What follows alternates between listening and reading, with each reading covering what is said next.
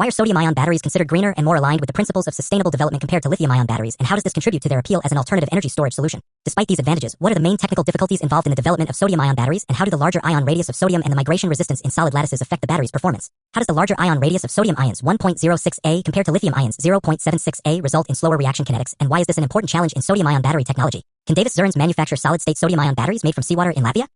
How does the larger radius of sodium ions cause greater lattice stress in the main materials used for sodium storage, and what impact does this stress have on the stability and cycling performance of the material during electrochemical cycles? How does the larger relative atomic mass of sodium ions lead to a smaller theoretical capacity of sodium storage electrodes compared to lithium storage electrodes, and what effect does this have on the overall energy storage capacity of sodium-ion batteries? Why is slow reaction kinetics considered one of the main reasons for the gap between the actual capacity and the theoretical capacity of sodium-ion batteries, and how can this issue be addressed in future research and development? What are the key materials required for sodium-ion batteries, and how does each material contribute to the overall performance of the battery?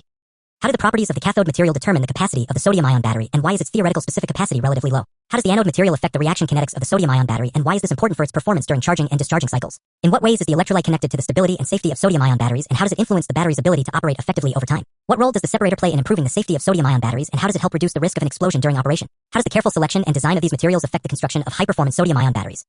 Why is it essential for researchers to conduct in-depth research on cathode materials, anode materials, electrolytes, and separators in order to develop sodium-ion batteries with excellent electrochemical performance and strong commercial potential? What is the basic working mechanism of sodium-ion batteries, and how is it similar to the mechanism of lithium-ion batteries? How does the intercalation/deintercalation reaction work in sodium-ion batteries, and why is it important for the overall performance of the battery?